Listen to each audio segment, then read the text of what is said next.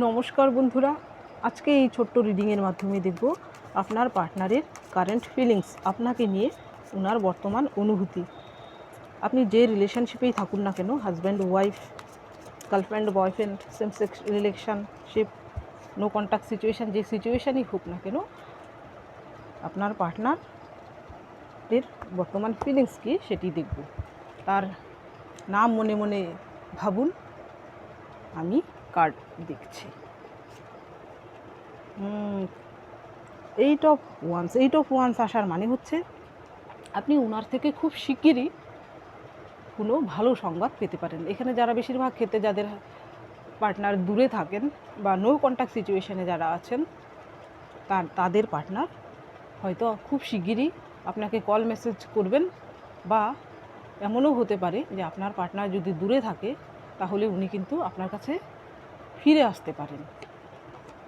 এর পরের card the tower আসার মানে হচ্ছে উনি হয়তো বর্তমানে আপনার থেকে দূরে আছেন। উনি হয়তো আপনার সঙ্গে থাকা স্মৃতিগুলো রোমন্থন করছেন এবং নিজেকে খুব অসহায় ফিল করছেন। উনি হয়তো আপনার চিন্তায় মগ্ন বর্তমানে। এর পরের কার্ড কুইন অফ ওয়ান্স আসার মানে হচ্ছে হয়তো উনি ভাবছেন যে আপনি হয়তো রেগে আছেন ওনার উপর। এমন কিছু হতে পারে ইমিডিয়েট পাস্টে আপনাদের মধ্যে হয়েছে, যার ফলে হয়তো আপনি ওনার সঙ্গে রেগে আছেন বা আপনি অভিমান করেছেন। এর পরের কার্ড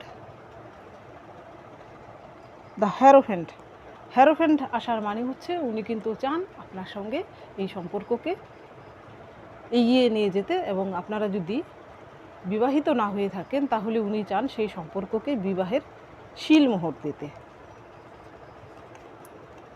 এস অফ শর্টস আসার মানে কিন্তু হচ্ছে যারা নো কন্ট্যাক্ট সিচুয়েশানে আছেন বা এমন কোনো সিচুয়েশানে আছেন বহুদিন ধরে আপনাদের হয়তো যোগাযোগ বন্ধ বা ধরুন ব্রেকআপের পর্যায়ে পৌঁছে গেছে, সেইখানে কিন্তু উনি চাইছেন এই সম্পর্ককে ঠিক করে নিতে এবং নতুন করে এই সম্পর্ককে আবার এগিয়ে নিয়ে যেতে।